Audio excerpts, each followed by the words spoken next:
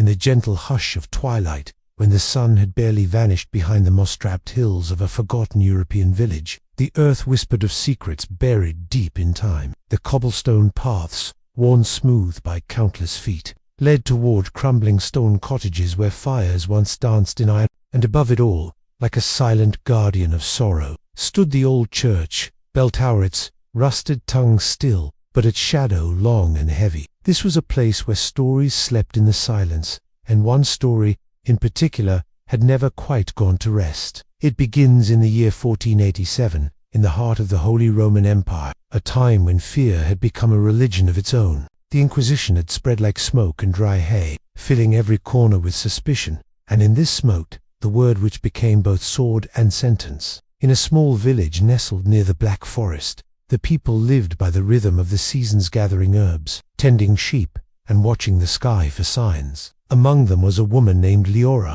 Liora was neither old nor young, neither noble nor poor, but she possessed a presence that made time pause around her. Her cottage lay at the edge of the forest, woven with ivy and fragrant with lavender, and those who dared approach spoke of how she could calm a fever with a touch, or charm a cow back to milk with a whisper. She was not feared, not at first. In fact, many came to her doorstep under the veil of night, mothers cradling sick children, soldiers with wounds that wouldn't close, and even the priest's sister once, praying for a child. Liora never asked for payment, only silence. But silence is a delicate thing, and in a village where winters were cruel and crops uncertain, silence often cracked beneath the weight of need. One year, the rains failed to come. The wheat browned too early, and the river shrank into a threadbare stream. The cows stopped calving, and the villagers' prayers echoed into emptiness. They gathered beneath the cross at the village center, their faces pinched with worry, their eyes restless. And that night, someone spoke her name, Liora.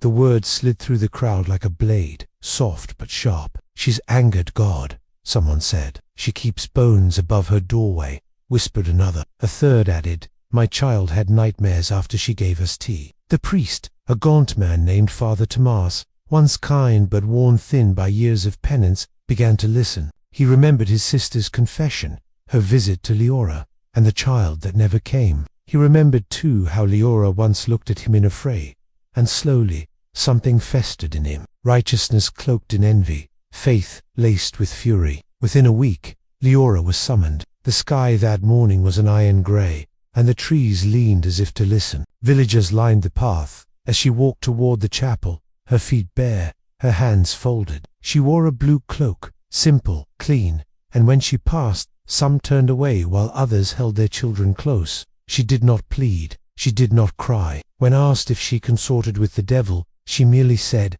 "I speak to the earth because the earth listens."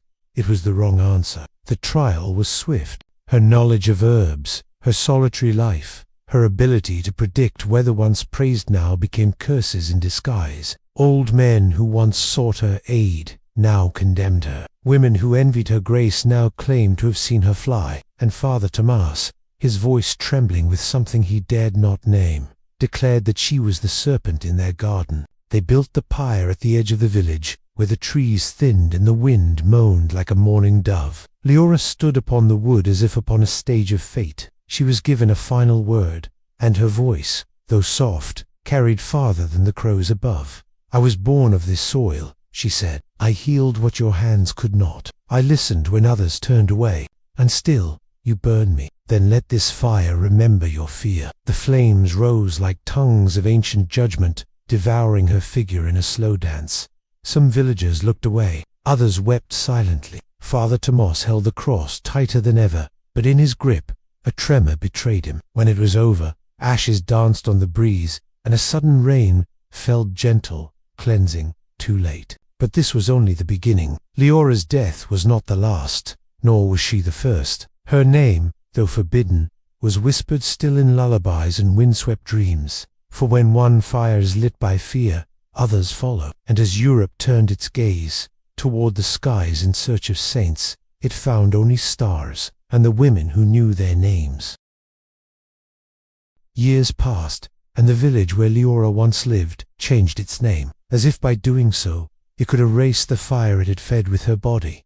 New roofs rose, children grew. the forest crept forward once more. But some said that, on nights when the wind came from the east, you could still smell lavender and smoke. Some said the trees whispered her name, and others, well, they stopped saying anything at all. But Liora's death had awakened something darker across the continent. News of her trial, her confession, and the rain that fell after the flames. These things travelled farther than any of the villagers had dreamed. In cloistered halls of stone, where monks penned warnings of the devil's hand, Liora became a footnote, a justification, a lesson.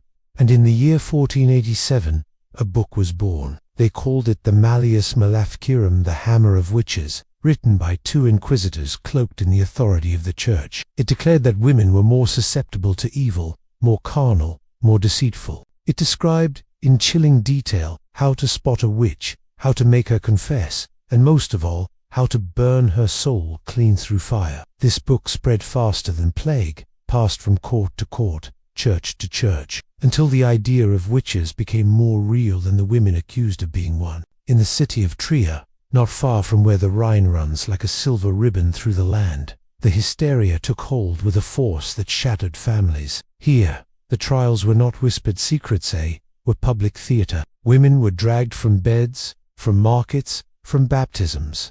The charge? A cow that stopped giving milk, a storm that took a barn, a child born with a birthmark. Each event a puzzle piece twisted to fit the shape of guilt. In 1581, a girl named Anneliese stood in the square, her wrists bound in front of her with coarse rope, her dress torn from the night's struggle. She was 16, with hair the color of wild wheat and eyes like storm clouds. The baker had accused her, said his bread failed to rise after she passed his stall. The blacksmith claimed her gaze soured the iron in his forge, and her stepmother, who never truly loved her, said she'd seen her dancing under the moon. There was no trial, only the weighing. A scale stood in the center of the plaza, ancient, rusted, unforgiving. Anneliese was placed on one side, a heavy Bible on the other. If she outweighed the book, she was deemed unnatural, and she did. The crowd gasped. Some cheered. She was taken away, not to prison, but to the tower. The inquisitor who came for her was a man named Brother Ulrich. He wore black like a shadow, spoke softly like a funeral prayer. He asked Anneliese if she had danced with the devil, and when she said no, he smiled. They all say that at first. Then came the questioning. Days without sleep. What a cold. Fire near the toes. Ropes near the ribs, until finally, exhausted, broken, her voice barely more than breath, she whispered what he wanted to hear. Yes, I saw him, and that was enough. They dressed her in a white shift, said it would make her more pure in death. They tied her to the stake at dawn. The sky, as if morning early, was a soft shade of violet. Birds were strangely silent, and Anneliese, her body too thin, her soul too tired, spoke only one thing. Tell the river, I loved it. Then the torch touched the wood. By noon, the town had returned to market. The baker sold bread, the blacksmith hammered steel, and the inquisitor moved on. But the earth remembered. That summer, locusts came black and buzzing like a curse. They ate everything, the wheat, the grapes, even the bark from trees. The river flooded its banks, and in the quiet of empty harvest fields, some villagers claimed they saw a girl in white, walking barefoot between the ruined stalks, hair drifting like smoke in the wind. Still, the trials continued. From France to Scotland, Poland to Spain, the pattern repeated: accusation, confession, execution. Women were feared not for what they did, but for what they were believed to be. Too clever, too beautiful, too free, sometimes even too kind. And as these women vanished into flame and ash, something else began to vanish too. Laughter, the kind that echoed down long halls or spilled from windows on warm evenings,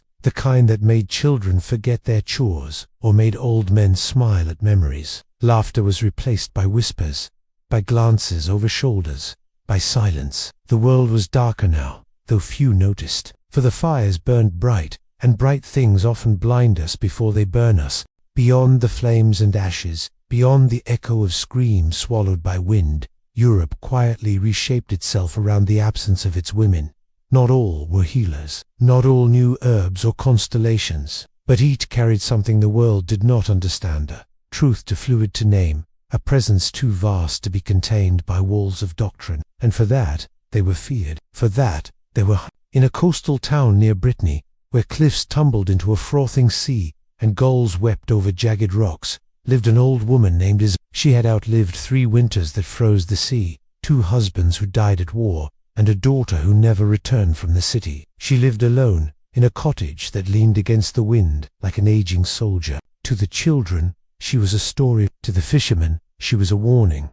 They said she spoke to the ocean. Each morning, Isabel would walk barefoot to the cliffs, regardless of rain or snow, and sing a song in no language anyone knew, a melody so soft it seemed the sea itself listened. And when storms approached, the village watched her closely. For once, a boat returned safely after she sang. Another time, a wave pulled a drunkard back to shore as she watched from the rocks. But kindness, when misunderstood, becomes suspicion, and soon fear returned. When the vicar's son drowned, caught by a riptide he had been warned to avoid, it took only one whisper. She watched him from the cliffs to ignite the spark. No trial, no inquiry, just a crowd, torches lit more by grief than faith, pounding on her door with fists and fury. She didn't run, she didn't cry. She only looked out at the sea one last time. They tied her to a cart, paraded her through the town like a trophy, then set the stake atop the cliffs. The sea roared below like a beast in night. Isabeau turned her eyes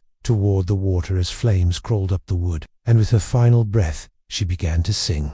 The same haunting melody, but this time the sky listened. The storm arrived before nightfall. No wind had been forecast, no clouds had gathered, but the heavens opened with such rage that trees bent, roofs flew, and the chapel bell shattered on the stones. The villagers hid, soaked and silent. When they emerged, the pyre was gone. Only the scorched stone remained, warm as breath. Some said her voice still echoed in the spray. Others never walked those cliffs again. And yet, still, the fires continued. In Scotland, in the late 1500s, King James VI himself took up the mantle of witch. A storm at sea that delayed his wedding voyage was blamed on sorcery. That one thunderclap birthed dozens of executions. Women accused of tampering with wind, of speaking to cats, of dreaming too vividly. In the town of North Berwick, a midwife named Agnes Sampson became the next flame-fed name. She had delivered more than 40 babies in her lifetime, none of whom had died in her arms. She knew the tides, the roots, the stars, but none of that mattered once her neighbor's child fell ill and failed to wake. She was arrested in winter, dragged barefoot through snow, her long grey braid uncut like a banner of defiance. The torture chamber echoed with questions she could not answer. How did she cause the storm? What demon gave her power? Why did dogs not bark at her? She said nothing at first, then everything. Confessions formed from pain, names forced from bleeding lips. She was chained and displayed like a beast, and when they finally brought her to the stake, they called it justice. But justice, in those days, was not a weighing of truth. It was a hunger, one that fed on women who walked alone, laughed too loud, or knew too much. And always, the crowd came to watch. Mothers holding sons, priests with solemn faces, merchants counting coins, while the fire grew. No one spoke her name after, only the wind did. What makes a society turn on its daughters? Some say it was religion, others say fear. But beneath that deeper, older was a belief more dangerous than any spell. The belief that silence is safer than understanding, that a woman who speaks with certainty must be hiding something, that the unknown must be punished before it spreads. And so it did, like roots under frost, like smoke without fire, until the forests were quiet, the stars unnamed. The rivers no longer whispered to those who once listened, but even in silence, memory endures.